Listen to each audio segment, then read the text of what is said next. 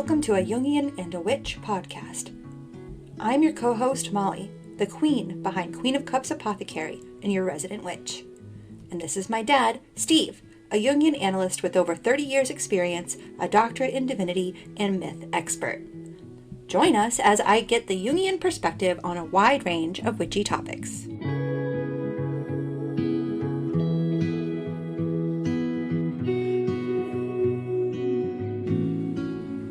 Hello friends and welcome.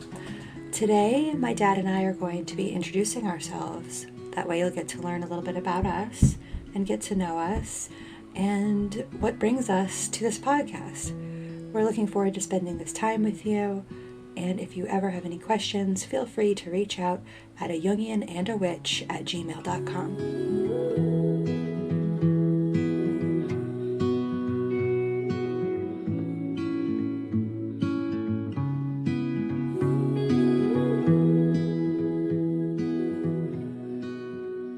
I am Molly, and I am the owner, operator, queen behind Queen of Cups Apothecary. I have a small homestead in Western Massachusetts where I grow a wide range of medicinal herbs that I turn into a variety of products. I'm also a teacher of the esoteric arts, and I teach all sorts of things like tarot, astrology, candle magic, spell jar magic, and mostly around the Boston area. And I have a degree in biology that I later turned into an herbalist. And so I use my knowledge to do a bunch of witchy adventures. And this is my dad, Steve. Hi, my name is Steve Bond, and what's most important about me is that I'm a West Virginian, sixth generation West Virginia, but actually I left West Virginia and I haven't lived there since I was 22 years old. I have been a therapist for the last 40 years and then got interested in Carl Jung, and so I've actually been a Jungian Analyst graduating from the C.G. Jung Institute in Boston in 1997, so that what I do all day long is sort of listen to people talk about their lives and try to learn something. You also have a degree in religion, right? I do have a Master of Divinity from Vanderbilt University because when I was young, I was very interested in learning about the religion and the history of religion. And I'm kind of an expert in the history of religion, but nowadays I wouldn't call it exactly religion. I would call it the different mythologies that span the different eras. Different religions go with different eras of history. Yes, it's endlessly fascinating. It is. And you also have a YouTube channel. That's right. I actually have 3 YouTube channels. Oh. The one that I'm kind of excited about now is called History of Ideas. Which is awesome. And what do you talk about? It has various videos about the sort of Jungian stuff, but I'm sort of into long form video. So I'm doing a 10 episode series, and they're about an hour long, each one, on the history of the unconscious. So that and I'm up to episode 4. If you go to the channel, you'll see, just starting from an introduction and the beginning, the idea of an unconscious. Where does that come from? And who invented it? And all of those nice questions. Plus, how does it develop over time through history? Because I love history of ideas, which is essentially every idea you can think of has a history. Well, yeah. It comes from somewhere. And also over time, it's going somewhere too. It's true. And if you can understand the history, you can understand a great deal about any idea. And so that's fascinating. And I like to do things that are interesting and fascinating. I think you're an interesting and fascinating. All right, Dad. Well, for the audience and people who don't know, who is Jung and what does it mean to be a Jungian analyst? That's a very good question. I get that all the time because although in modern times, because of YouTube and the internet, there is a lot about Jung on the internet. And so a lot of people actually look at Jung kinds of videos on YouTube, and they learn about the shadow and they want to do shadow work, or they learn about the personality types and they want to find out their personality type. All of those things were things Jung invented. So that's helpful. Jung was a Swiss psychoanalyst.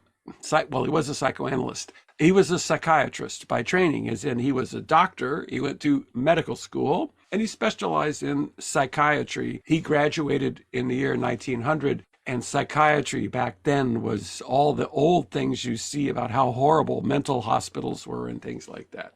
Jung was born in 1875 and he died in 1961, but he graduated from medical school in 1900 and was found a position at the most famous mental health clinic in Switzerland, and one of the most famous in the whole world, called the Bergholzli Clinic, where back in the day, 1900, the doctors lived on the campus with their families of the hospital.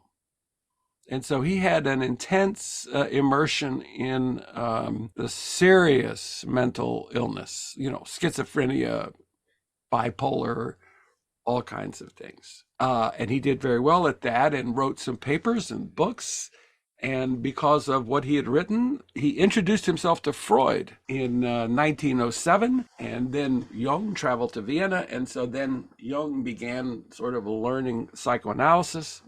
And then he had a break with Freud because he couldn't agree with many of Freud's ideas. In 1912, Jung was ostracized from the Freudian community completely. That was only like 3 years. Yes, amazing. Wow. Yeah. Didn't last long. And so he went through this period, which in his autobiography, which is called Memory Streams Reflections, he is starting in 1912 to about 1918. He went through this coming apart / finding himself process, which parts of it, his fantasies, are recorded in a thing called the Red Book, which has been very popular since it was published, even though it's a very strange book of his own fantasies. But through that self-development, self-discovery process, he was 38 years old in 1912 when this started, and he went through his midlife crisis like all of us do. And when he came out on the other side, starting about 1920, 1921, he was the Carl Jung that we know today because he discovered his own ideas. Yeah. And very different from Freud, and in the long run, very different from anybody else.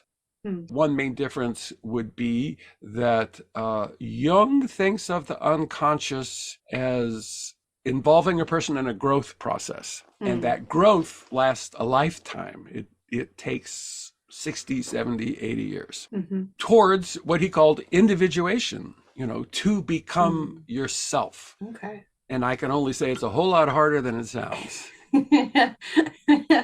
Because all of the many ways we are wrapped up in culture or what other people tell us, much less our old patterns from childhood and teenage years, adolescent, all the old patterns. To be individuated, you sort of have to work through all that. And let's say, for instance, Jung invented the word complex. Oh, that person, you have a complex. Oh. That's Jung. He invented that before he met Freud. Jung also invented the terms introversion and extroversion. Really? I didn't know that. Yeah, there are many. All kinds of things are in culture that actually come from Jung that are not identified. And as far as I'm concerned, Jung invented the lie detector also. The lie detector? Although he's not given credit. Yeah, back when he worked in Bergholzli, he was doing, well, again, here's another thing. The famous word experiment. Jung Jung put forward the word experiment. It came from somebody else, and then he took it up. The word experiment. I say green, you say red. I say up, you say down. Okay, we actually can test that with a stopwatch. There's the standard list is 100 words. You go through, you say the words. It's timed. There's a whole procedure, and that Jung felt that in doing that procedure, he could identify complexes. And in fact, you can. It's very interesting. Hmm. And then later at Berkeley, he got his hands on a galvanometer. You know what a galvanometer is? Well, you said lie detector, so I'm assuming So it's a lie the. detector is a galvanometer, Okay, right? okay. Which is that it measures heart rate, skin conductivity, and it has leads, the things you put on your fingers, and Hmm. then you see the little lines, they bounce around, when you're Yeah, talking. And so Jung added the galvanometer to the word association test. Like I say green, you say, right. and I say, oh, look at that. Look at the bounce. See what I mean? Yeah, And okay. then I know that red is something for you because Mm, look at that, right? because the response. Yeah. And then so the issue was one of the patients, somebody had stolen something in the hospital. Mm, okay. Okay. And Jung said, fine, bring all the nurses and the aides and the people. And he hooked them up to the galvanometer and he gave them the 100 words, but he substituted a word for what was stolen, Mm, right? Like jewelry. hmm. And they found who did it, because That's amazing. when he said jewelry, like boom, the galvanometer It exploded, went crazy. Yeah, that's Yeah. funny. Uh, that was before the actual invention, but I give him credit. At any rate, so Nice. Jung is famous for all those things. Hmm, Now, I had no idea. a Jungian analyst Hmm. is a person who has a diploma from an Mm, accredited Jungian institute, of which in the United States, I believe there are 6. okay. So you have to get a diploma, Hmm. and then B, because of the diploma, you are allowed to join the International Association of Analytical Psychologists, IAAP, Okay. from Zurich. So Mm, if you're looking for a real Jungian analyst, you'll see those 4 letters, IAAP. Now, IAAP. there are many therapists who embrace Jung's ideas, Hmm. but they never completed or went to school, Okay. that kind of thing. So they're not analysts. Whereas an analyst, by definition, to say that you're a Jungian analyst, you have to have the diploma and the IAAP. Hmm.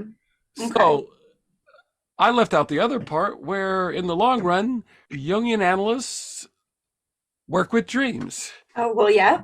That's a big part. as compared to any other therapist, psychologist, in which dreams virtually, I mean, they don't ask about dreams and things like that. But Hmm. the Jungian analyst will always ask about dreams, and then will work with the dream with the analysand. That's a funny word. So we don't call them Hmm. patients and we don't call Oh, them clients. When you're doing the Jungian thing, you're called the analyst and the analysand.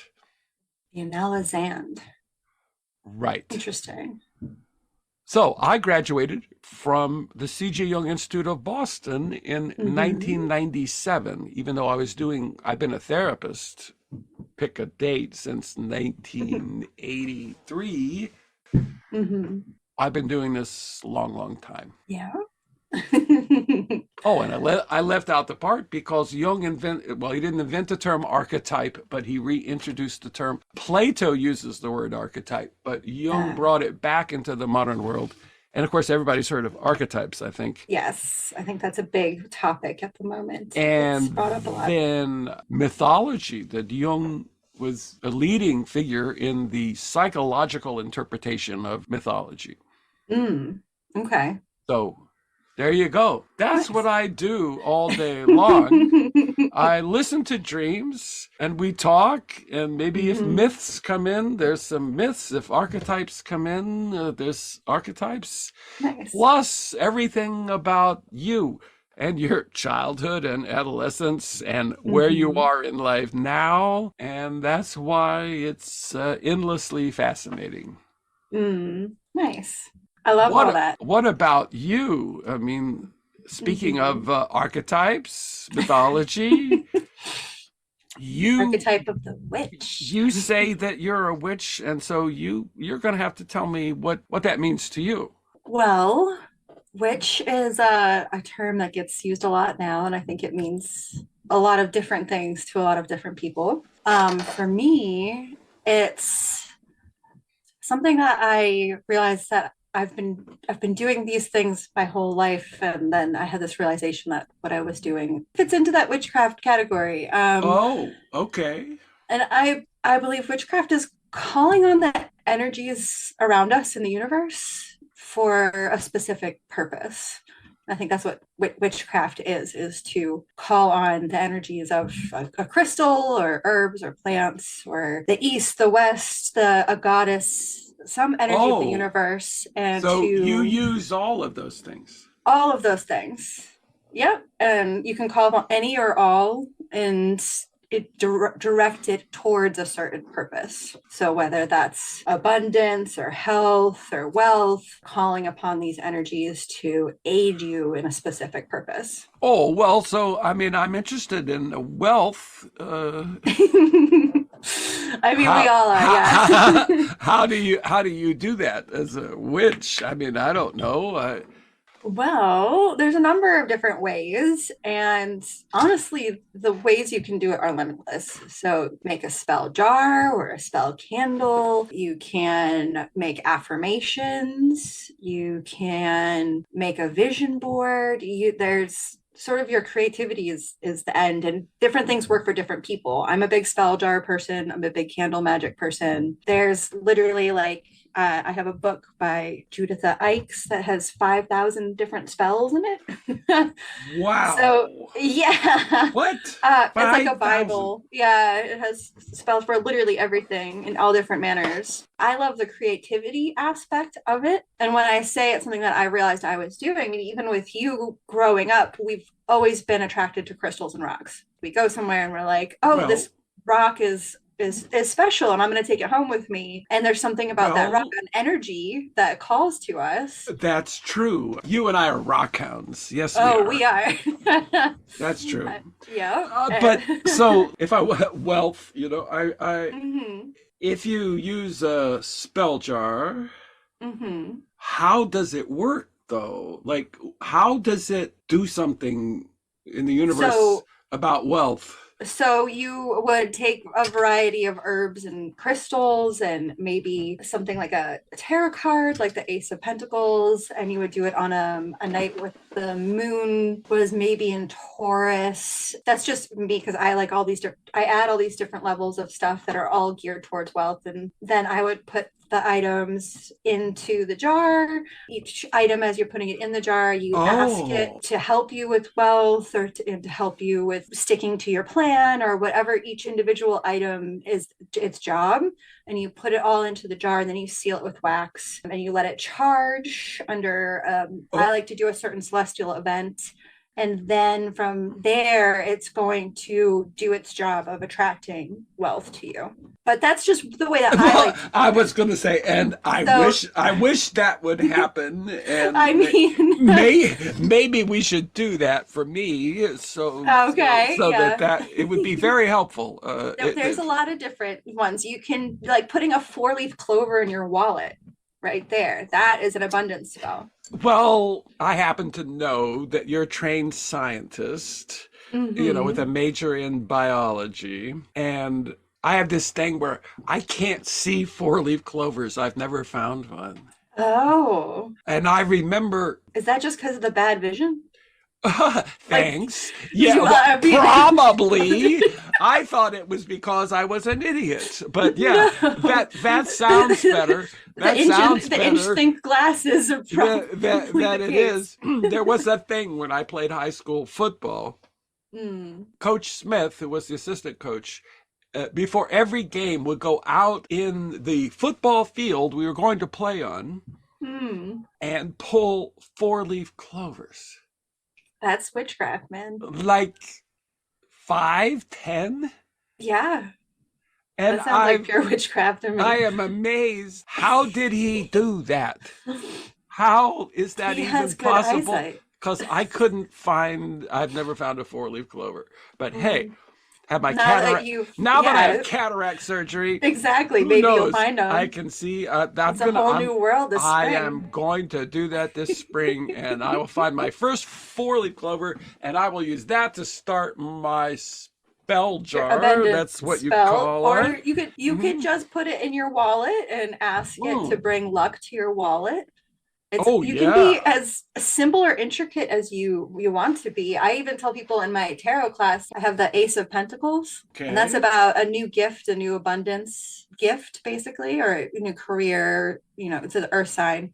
So you can put that in your wallet and that right there, and you can ask it to bring you some new abundance. So, I just had a dream from a an analysand, not a patient, mm-hmm. an analysand, this week. And the dream involved the analysand being given a very unexpected gift.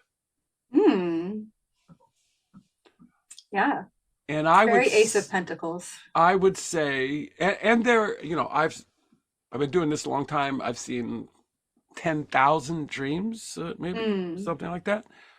And yes, sometimes everybody dreams of receiving an unexpected gift in a dream. Mm. And then so like, well, what do you do? Like, you received this unexpected gift. And I don't do it the way you do it, but it's Mm-hmm. clear if you receive an unexpected gift in a dream, that's a very good dream Well, yeah. Like, and a good omen, well, yeah. and that something is going on. From the Jungian perspective, we would say that the unconscious is giving you a gift. Mm. And the best response is to receive it and be grateful. Yeah. So I'm guessing if the dreamer, their reaction to the gift tells you a lot. So, yeah, in the dream, Mm-hmm. uh, when you dream of yourself in a dream doing something, right? Yeah. We call that the dream ego. Oh. The ego in the dream. So, and that there are differences in that the reaction of the dream ego in many dreams is very different than what the reaction of the actual ego would be. Yeah. And Definitely. then We would all be thrilled. that's a Yeah. thing to talk about. Like, Mm-hmm. well, why is your reaction in the dream like this, but in outer life or real life, your reaction probably would be. I mean, that's a Yeah. discrepancy. And so, yeah, we have to talk about your attitude. And well, attitude's an amazing thing. That's a whole nother podcast. That's a This whole other episode. to Yeah. talk about attitude. But yes, the proper attitude to receiving a gift is gratitude, Gratitude. and Yeah. maybe gratitude to the universe. True. And I think that we could do a whole podcast episode just on gratitude. Well, we could do that too. Well, it's something that gets talked about a lot in the new age community. So, like a lot, a lot. So yeah, well, to sum up about me being a witch, it's to me, it's just someone who calls on the forces of the universe to help them with a specific topic or issue. From there, then you get into various ways of doing that. And so that's why now we have sort of these categories that have come up. There's green witch and kitchen witch, hedge witch, Oh, psychic witch. I have no There's idea what any of that means. yeah, like green witch would be somebody who works with plants. Ah, Kitchen witch is someone who makes like kitchen spells. So they turn like a muffin into a spell or a soup into a spell. huh. Then you have like a hedge witch who's someone who sort of goes in between worlds. You have a psychic witch who's somebody who obviously works with psychic powers. You have eclectic witch, which is someone who does all sorts of different things. There's just endless amounts of lists now. And so that Okay. sort of just helps people differentiate about how you go about using your magic, which again, I think magic is just calling upon the universe Right. in its So, various energies. which are you of all those of the types? So that's green witch. I work with plants. That's my main thing. Although I do a lot with tarot and astrology, so those are both. You can be a tarot witch and an astrology witch. Okay. So, and then I also would say eclectic because I just have a lot of different skills, a wide variety. You're learning a lot. Cool. Yeah. Yes, yes, I am. Well, I think that was perfect.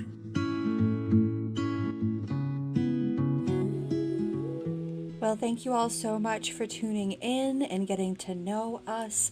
We can't wait to get to know you.